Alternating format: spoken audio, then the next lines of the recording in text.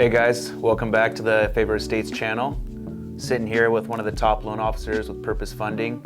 We wanted to answer some questions you might have or give you some tips in regards to getting qualified and looking for a home and starting your home search journey. And I'd like to introduce you guys to David. Hey guys, my name is David Muniz. I've been with the company for quite some time now. I'm one of the top LOs here for the company, and like Nick said, we wanted to share so you can get prepared when you're purchasing your first home. Okay, so David, what are some of the mistakes people make selecting the right loan officer or realtor? You know, what should they look out for?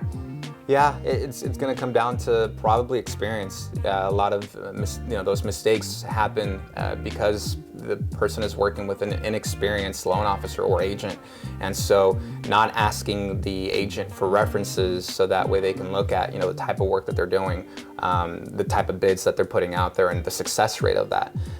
And doing that also, a lot of times that mistake leads to them choosing a friend or family member simply because they're a friend or family member, right? And so not just because they're a friend or family member means that they're going to help you the entire step of the process, that they're going to put you in the best position when it comes to putting in these offers.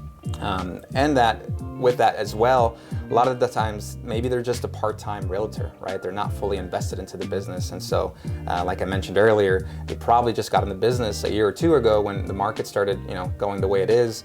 And so working with an experienced loan officer so that way they can see the full picture of what it is you're trying to accomplish. Experienced loan officer equals more experience, more difficult scenarios they may have overcome, right? Exactly. Got it. All right, David, what can I do as a potential buyer or borrower, as you call it in the loan industry, right? So a potential buyer to prepare and over the next 3 to 4 months, what can I do to make sure I'm in a good position to get a great deal on a home loan? Yeah, leads back to the first question, right? Is making sure you're getting qualified by the right person. That person is going to be looking at things such as your credit score, right? They're going to be looking at what the credit report is showing. Maybe there's something on there that you can pay off.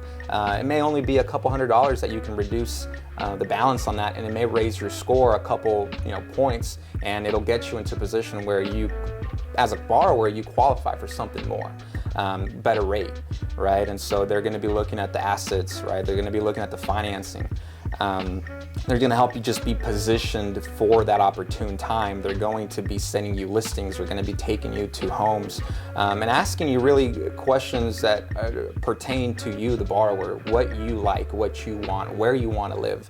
Someone who's going to really just walk you through that entire step versus just kind of, check in with you every few weeks. And so what it sounds like to me is you want to prep months ahead, right? You want to make sure that you're reviewing those analytics, the financials. There might be something you can do to get into a better position. So don't be looking to get pre-approved right when you find that home. You want to do it months ahead, right? Exactly. Okay. So David, I know there was a specific scenario we had with a buyer or a pre-approval that you had sent me. We were working together with Mark, and Mark thought he had perfect credit, but there was a ding on there or something that you as the loan officer had advised him and figured out for him. How did that work out? Yeah, like you said, Mark came over to Favor Estates, and he was trying to purchase a home. He had verbalized that he had an 800 credit score. I advised him that we could, run just a soft pull to see exactly where it's at, just to make sure that there wasn't anything on there that it shouldn't have been on there. We ended up doing that, and of course, we found a debt on there. It was a collection. I believe it was a medical collection.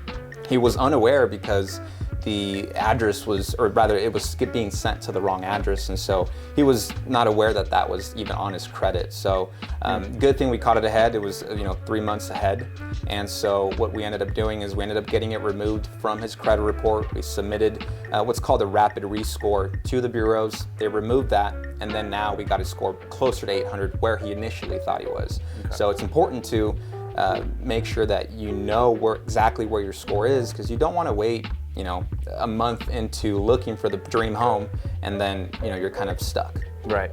You found the home, the wife is happy, and then now we go check credit, and the credit's not where you thought it was, and now you got to go through that whole process. So we were lucky enough to catch that, fix it, and then put him on the home search. So that was really important, wasn't it? Exactly.